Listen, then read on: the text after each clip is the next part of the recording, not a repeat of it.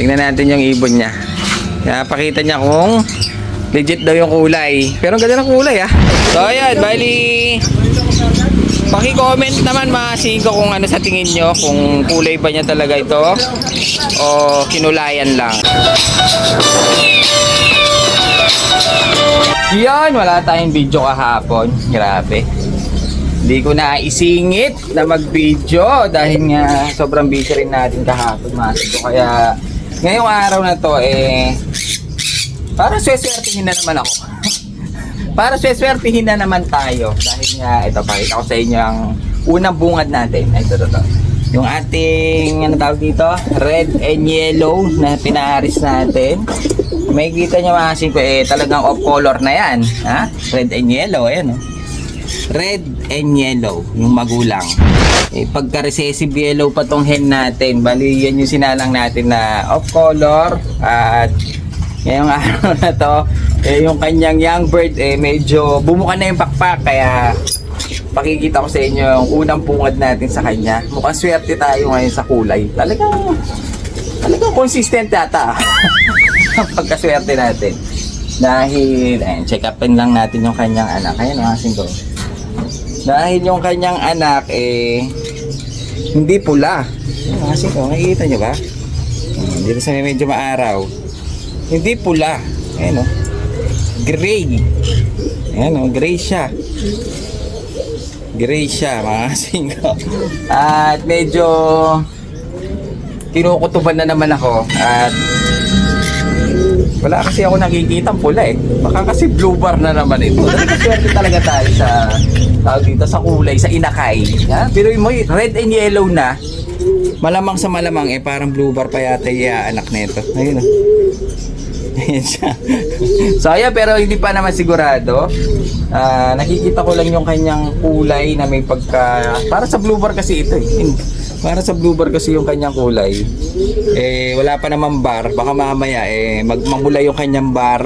Baka naman red bar siya. So ayan, medyo hintayin pa natin, pero medyo 50-50 na yung ating pagkaswerte. Dahil nga red and yellow, parang blue bar na naman. Kasi nung una, pinaharis natin parehas opal, ha?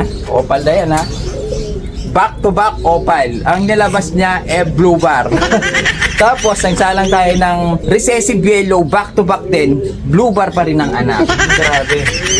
Ice at saka blue bar at checkered ang nilabas na. Pero meron tayong isang nalusot na ice pigeon at wala na siya ngayon dito mga singko, dahil nga medyo minalas-malas tayo at lumipad-tipad na yung ating napalabas na ice pigeon. Doon sa nagtatanong yun ang nangyari. So ayan, bali hintayin natin yung ating young bird na yun. Kung talagang blue bar, talaga swerte talaga tayo sa blue bar. Kung hindi naman siya magiging blue bar, red bar, medyo okay lang kasi medyo malapit dahil may pula tayo Pula yung kanya magulang. Sana, wag naman sanang maging blue bar na naman. Pero kung blue bar, okay lang. Pero sana may off color kasi yung ang paanak natin ngayon, blue bar. Checkered. Dito parehas blue bar.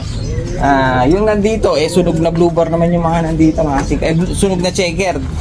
Tapos yung dito sa baba blue check tsaka parang black check ang dating, kaya wala tayong lilipad na off color. Kung sakali yan sana kung magre-red bar siya, kaso malamang sa malamang 50-50 mga blue bar ay yung tipler pala natin mga singko napaanak natin nabawasan na pala. Dalawa yun dalawa yung napaanak natin hindi pa gaanong lumilitaw yung balahibo, bawas na dahil nga mayroon tayong isang tropa na pumasyal dito at nakita yung ating tipler na paanak at narinig niya na pinapamigay nga natin yung inakay. Sabi ko masyado pa maliit at ginawa naman ni tropa talagang kinulit-kulit ako. Yung isa lang daw ang kailangan niya at gusto daw niyang i-hand feed dahil meron daw siya napanood sa YouTube ata na nagpapalipat ng tipler, dumadapo sa daliri. Yung taas na yun, siguro magdadive yun, dadapo sa daliri. Baka gusto niyang gayahin, i-hand feed daw niya at tuturuan daw niya kung paano mapatuto yung kanyang tipler, kaya kailangan daw niya talaga ng tipler na young bird masig. Kaya naman na medyo na-excite ako kung paano niya gagawin yun. Kaya, pinapili natin siya dun sa ating mga tipler. Ito yung ating tipler. Kaya kung mapapansin nyo, isa na lang yung anak nito. Ito, tingnan natin. Isa na lang yung anak nito eh. Ayan siya mga singko. Oh, isa na lang yun. Ay, dali. Oh, andali. Ano to? Ay, dalawa pala. Ay, hindi. May sapin lang. Singko, ayun oh. May sapin. Ang lupit. Oh, dahil may jackpot na. Bago pa mapuno ng jackpot eh, syempre, kailangan na natin. Na-miss ko to dahil hindi tayo nakapag-shoutout kahapon eh.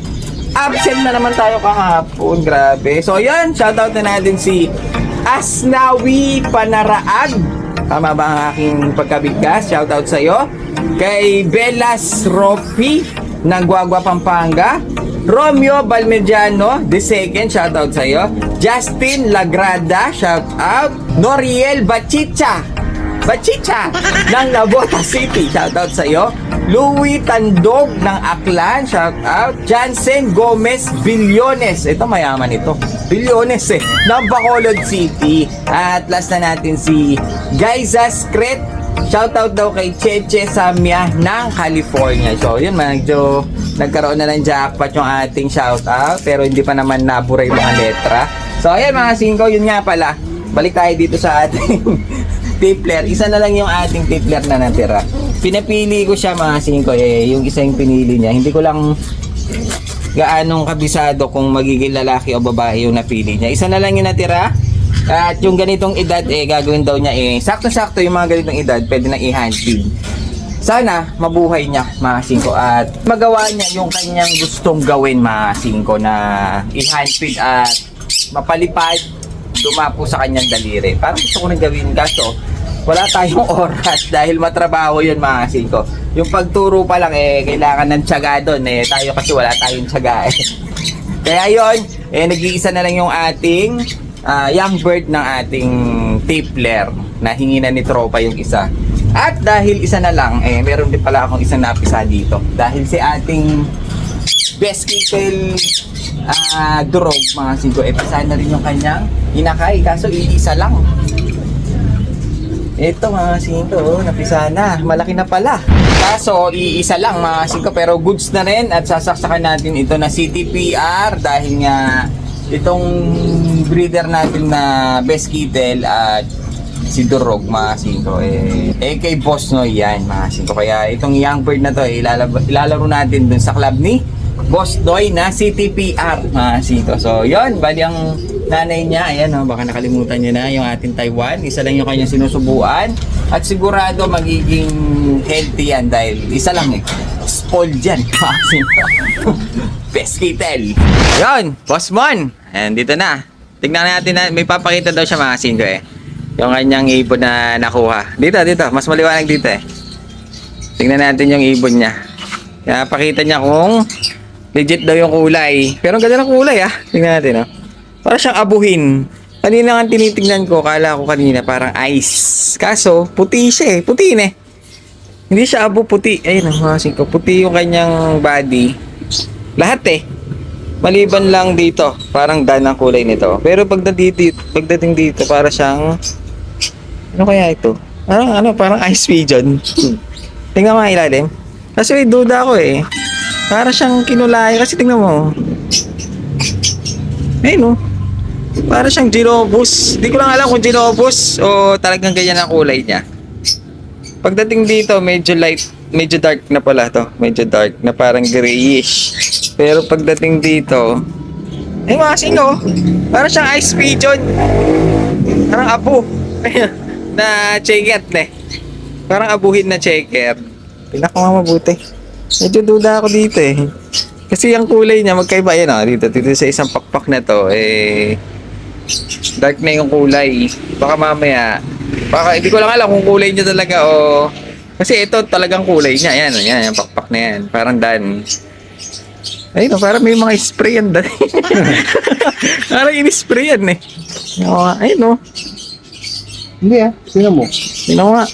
Ganda ng pagkaano niya kasi. Ayun yung mga parang batik. Hindi ko lang alam kung kulay niya talaga. Hanggang leeg Meron siya Oo, ayun Meron siyang kulay. Kaso dito lang ako medyo duda yung kanyang pagkakakulay dito. Parang kasi kung nakaganyan siya, halimbawa ayan yung pakpak niyang ito, kung nakatakip siya, yan. Yan ang pagka-spray, hindi niya na-sprayan yung ilalim ng pakpak kaya. Ayun ganito di ba? Kaya parang kulay luwak, kinulayan lang ito. Tingnan ko nga sa ano. Tingnan nga natin sa nakakawala. Sa nakaklabring po. Yan ayun Pag sa malayo siya makasin, kamukha siyang ice pigeon. Ayun Pero puti, hindi siya gray Puti siya. Tingnan nga natin sa kulungan. Kulong mo nga, boss mon. Ay, siyang dala mo Hindi, boss. Nasa yung mga German beauty mo? Mga German beauty mo? Isa na lang, di ba? Ay, isa na lang. Ano ito? Oo. Si GB Boy yan. Ayan, tignan natin yung dala ni boss mo. Ito siya mga sikaw dito tayo sa labas para mas makita natin. Ayun kung titignan natin, para siyang ice. Galing na pagkagawa nito, parang ice pigeon, pero ang kulay talaga niya puti. Ayun dito mga sikaw puti na yan Hindi siya silver na parang yung sa ice pigeon. Try natin siyang ikulong dito. Ang galing ng pagkakabanat nito. Kulito. Nakakalito. Ayun mga sikaw. Pag tinignan siya, parang siyang ice pigeon na checker. Kaso, yun nga medyo duda nga ako dun sa mga sumobra lagpas-lagpas na kulay. Tsaka puti hindi siya silver Pero kung silver yan, medyo mapapaniwala pa akong medyo ice pigeon. Sa tingin nyo mga siko, ano ba ito? Sa tingin nyo, kung kinulayan ba o kulay talaga niya to? Kasi maganda siya Yung pagkaka-pattern, yung pagkabanat, mga siko, maganda yung kulay. Para siyang ice pigeon na checker. Paghawak niya kanina, sa personal, paghawak niya para siyang ice pigeon. Kaso, medyo duda talaga ako dito. Sa kulay lang niya, parang ice na ice Ayun mga siko, parang ice pigeon nga Pag dito sa malayo, parang ice pigeon. Nakakapang nakakaloko itong kalapati mo. Ayan ganda nga ng kulay. Ang lupit ng kulay kasi ko. Gray Para siyang gray. Rare ito kung sakali. Gawang tao lang. So ayan, tignan natin mabuti. So ayan, bali paki-comment naman mga siko kung ano sa tingin nyo, kung kulay ba niya talaga ito o kinulayan lang. Kasi medyo kahit pa paano napakita ko sa inyo yung parang ebidensya na parang kinulayan siya o talagang kulay niya. Kasi kung kulay niya talaga ito napakaganda para siyang ice pigeon. Bawi ka dito, magkano mo na ko ito? 50?